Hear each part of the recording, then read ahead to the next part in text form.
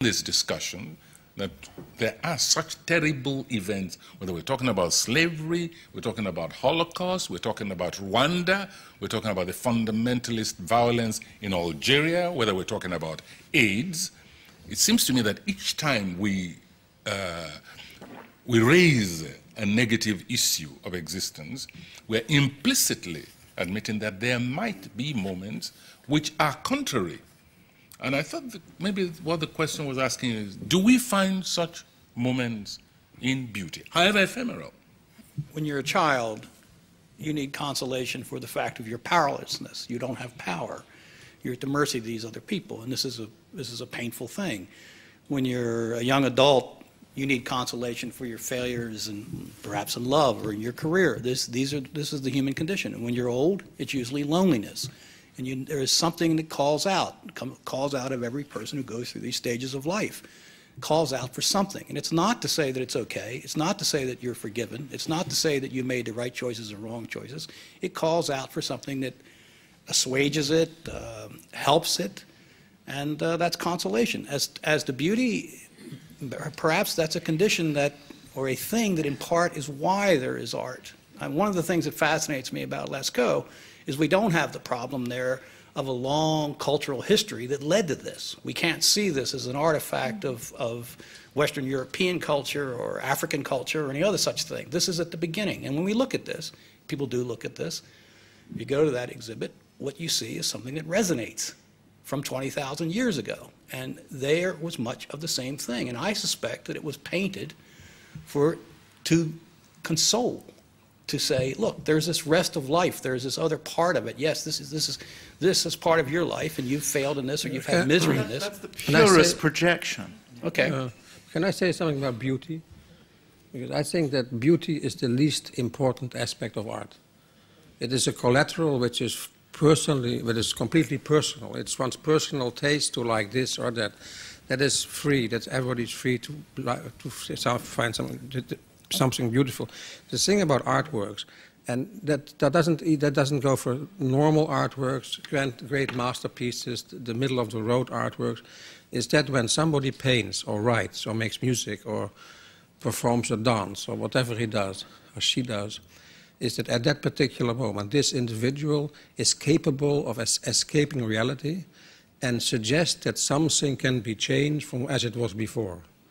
And all great artworks, and even all middle-of-the-road artworks, do something, they make something that was not there before. And that's why I said before that art is unlike life. Art is a sublimation. Art is above life. It lifts above, and it suggests a point of looking out to the world, to human beings, to society, that contains the possibility that things change and may not be the same forever. And exactly, the pain that you're feeling now, or the dissatisfaction or the happiness you're feeling now, which is part of the condition, by looking at that art, you're transported out of that. You're seeing that there is this other by looking this world at art, beyond you that will change. Looking at it, you forget your memories for a small moment, and you think of something else. And that's, if you can call that consoling or happiness or pleasure or whatever. Well, I call that consoling. We can. There's two different things. You said you escape from reality, and you also said you think of change. Now, to me, those might well be in tension. I'm not a philosopher. If we want people to be consoled and taken out of reality, that's quite different from saying we want them to be able to think of how to change things. And sometimes escaping from reality is precisely what you don't want. That's the artist. The artist is wanting change. The viewer is the artist. The thing is even that I've once said, the artist has no imagination. The artist is something that has an incredible feeling, instinct. He has an experience about his life and her life and the world, and he or she can put together a story, a painting, which comes out of his muddling, putting together, trying again, effacing, trying again. And then what the artwork does is that it puts into motion our imagination. That's what it does. But it gives you the feeling and sort of knowledge then that when you look at the painting or when you hear the poem or when you hear the music, that feeling of, yes, that's it. Mm-hmm. It's like this. Yeah, it realizes also something probably didn't know, but thought you knew, or something like that. In but a I think strange sort important, of objective way, as if you see behind the curtains of reality, so to say. No, but that actually is, I actually want to echo something that Rudy said. How do we deal with the fact that art actually can do its work when it's cruel, absolutely intensifies the inconsolable nature of our condition, terrifies, horrifies, brings us face to face with things with which we'd really not civically edifying and not going to make us better. I think King Lear makes us better, except it illuminates some aspects of the monstrous quality of the human condition. But you wouldn't want not to have experienced King Lear because, it may damage one's prospects for meliorist activism or something. You wouldn't want not to have done that. But how do we cope with art's power as a kind of almost demonic engine, really? I don't know. I mean, it just always...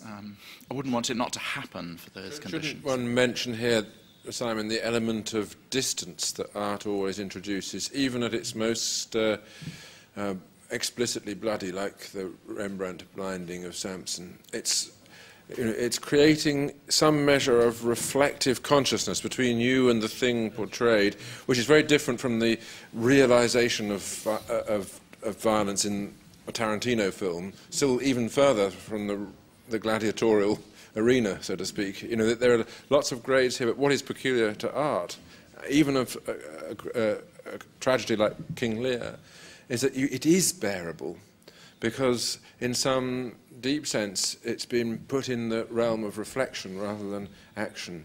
And only, of course, through also presenting wonderful images.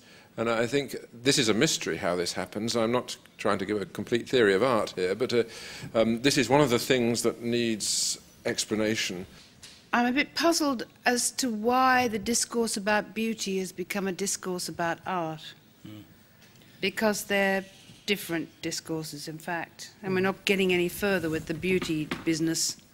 I listen to you to all that logical and practical talk about art and so, but I'm an artist, I'm a painter, I paint my whole life. And what can I say? I said, for instance, the last week I bought flowers, very deep red flowers, and I look to it every day. And I wait till the inner light goes on.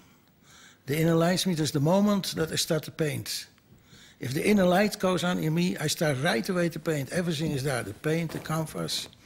And that is the start to paint. And I paint till the end, but there is no end. I live in a lawless world. We have no law.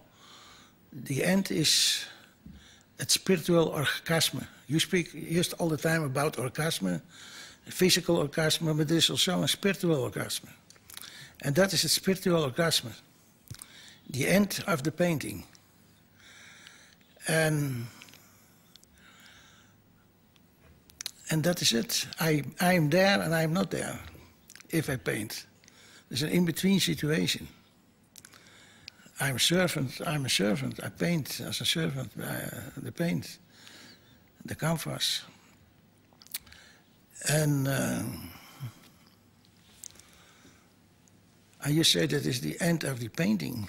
But the next day I come back to my studio and sit and wait again. Everybody can do that. Nobody has time today. Everybody has dates and have to go there and here and there. But everybody can sit and wait that the inner light goes on. That means the contact with the universe, the contact with it unspeakable, the mystique where we live in a planet that we don't know. We know nothing about the planet. We're very proud and say we know so much about it. We know nothing about it. The only thing is by sitting, waiting, we're all a part of the planet. I am the planet, you are the planet, everybody is the planet. And we have the planet in our body. And if you wait that the inner lights goes on, then you can talk, now I have the contact with the planet, with our surrounding, with all the planets. And that is my way of painting, you know. I paint very expressive, very instinctive. And developed it very much in 60 years, or more than 60 years I paint. And that has nothing to do with logical or practical things. When you talk about it, you speak very much as a Western, practical, logical, philosophical people. And that is not, I have to say, that is not the real way. That's the wrong way. Everything you talk, all these people here, very clever, very handy, very routine. That is the wrong way. You have to sit and wait that the inner lights can go on in you, and then we can talk. Then we can speak. You speak about consolation, but I'm sure nobody knows about consolation. Think only by one word, consolation. Try to go in it. Go in a being, a human being. What is being? What is being in our planet? You talk only fast à la routine. You speak. And you have learned it in the school. But that is not, it's nice being teacher for kids. That has nothing to do with real life. It is not the real life of an artist. All the big artists sit in a lowless world and wait what goes in them and paint it out. That is what I want to say. So it's very short. I speak very short. You speak a whole afternoon. I speak maybe 5 minutes. You know, I paint it out. I paint it out for 60 years from the morning till the evening. I'm in my studio. If I don't paint, I still paint. You know, it's not only to move your brush on the canvas. Okay, that is what I want to tell you.